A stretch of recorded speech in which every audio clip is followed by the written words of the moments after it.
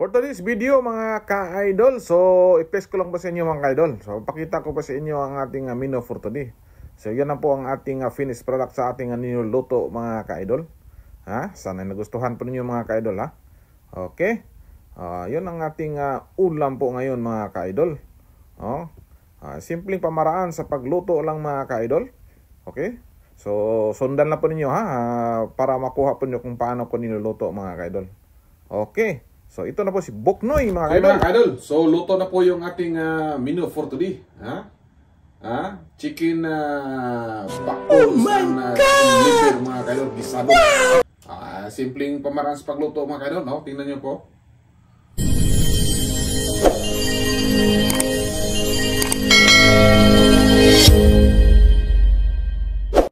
Tara mga idol, samahan niyo ako. So naglagay din cooking oil.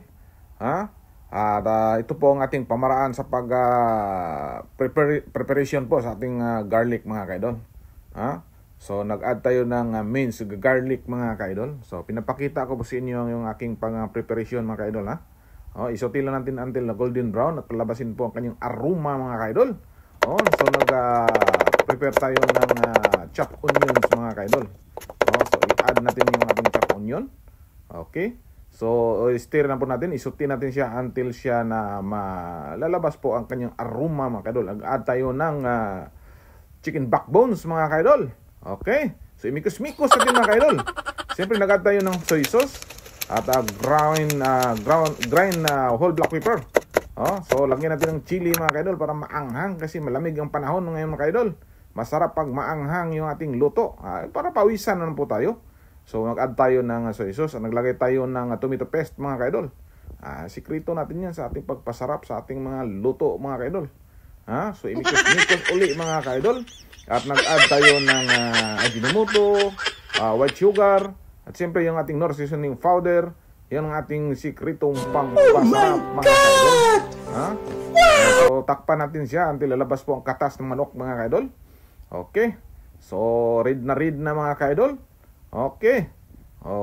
So nag-add tayo ng water from Pasig River mga ka-idol. Iniinit natin para madali. Okay. So imikos-mikos natin mga ka-idol. At siyempre i-cover natin siya mga ka-idol. I-cook natin until tender yung manok. Okay. So medyo luto na mga ka-idol ang ating manok. Nag-add tayo ng chicken liver. Okay. Para mas masarap mga ka-idol. So yung ating potito mga kaidol, ganyan lang po tayo nag-prepare ng ating potito. Okay, laglag natin mga kaidol. At siyempre yung ating green bell pepper mga kaidol. Ganyan lang po ang ating slice, mga ratatouille mga kaidol.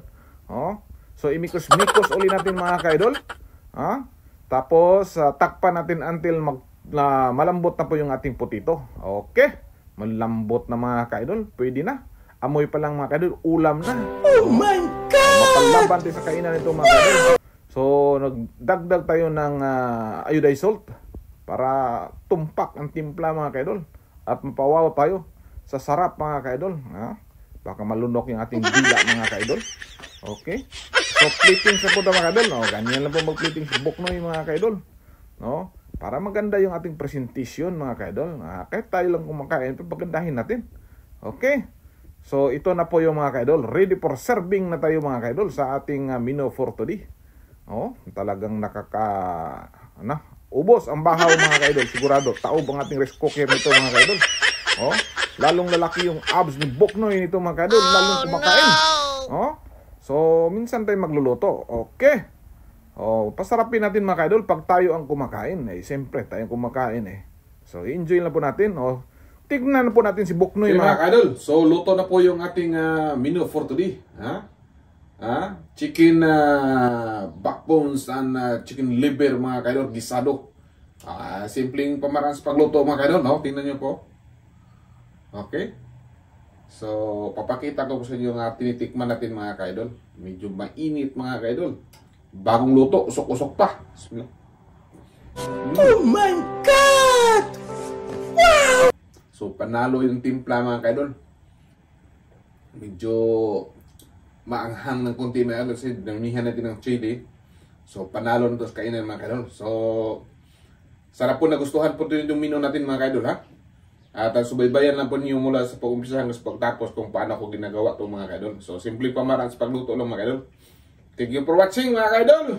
Bye-bye! Uy!